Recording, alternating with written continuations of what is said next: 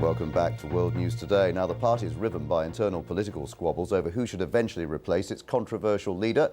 Zimbabwean President Robert Mugabe's ZANU-PF is holding its first Congress since it lost an absolute grip on power in the country. Supporters are divided over how to handle its role in the unity government. There are disagreements too over what to do about the years of crisis, which had left millions of Zimbabwe's citizens dependent on food aid. Well, with me in the studio in London now is Zimbabwe analyst Brilliant Mhlanga. Brilliant, ZANU-PF, one thing is absolutely clear, it's in a mess, isn't it? Yeah, indeed, they are in a mess, and it's all as a result of Mugabe's failure to prepare the party for a young leadership that will take over the party into the future. He stayed too long. Yeah, well, he has overstayed his welcome, and even within the party, people acknowledge this. These are thought lines that are there within the two factions that have been that we have known. We are talking about the Mjuru faction and the Mhlanga faction. They all acknowledge this. However, they have sought to keep him up there simply as a middleman who actually manages to balance, these power struggles. But as we speak, the party is in a mess. And it's one of the difficulties that, in a way, Robert Mugabe always seems to project the fact that he's still in absolute control, even though he's power sharing, and it's difficult to have this contradiction. Well, it's quite an ambivalent situation, the honest truth being that he is still in a control because he controls the levers of power, in particular the army.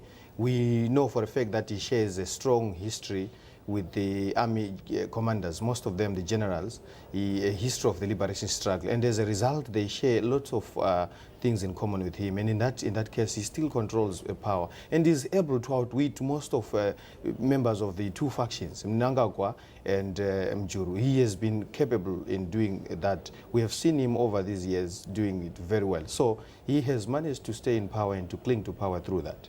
In their minds, in the party's minds, when you talk to individual members, is there anything going on that says, OK, we know that this can't carry on like this forever, and there's a danger if we don't find a way of moving forward beyond Robert Mugabe, ZANU-PF won't really exist after that?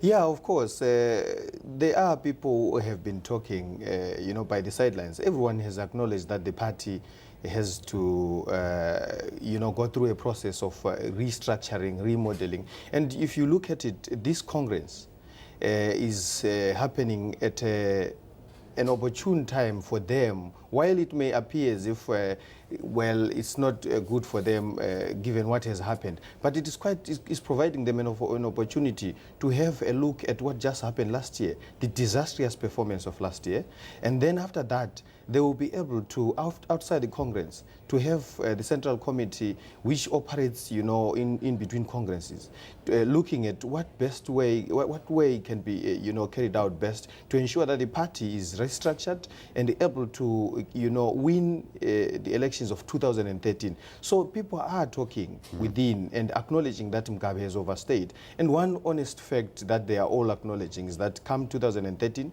Mugabe will be already around 90 years old, not capable to take the party into the future. And these are issues that they're beginning to, to talk about. Unfortunately, it's taboo in Zimbabwe within the ruling party to talk about these things. All right, brilliant. Thank you very much indeed for joining us here in the studio. You're welcome. You're with World News Today. Coming up in 10 minutes, a way of life thousands of years old is under threat from rising sea levels.